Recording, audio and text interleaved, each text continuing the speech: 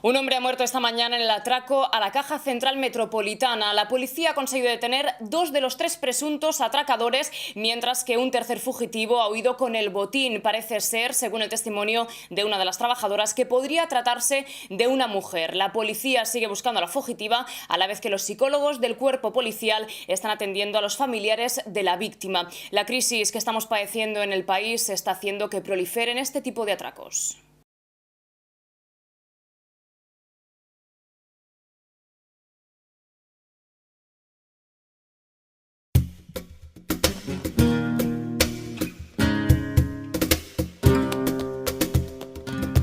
Lo mismo que una rosa tiene pétalos y espinas.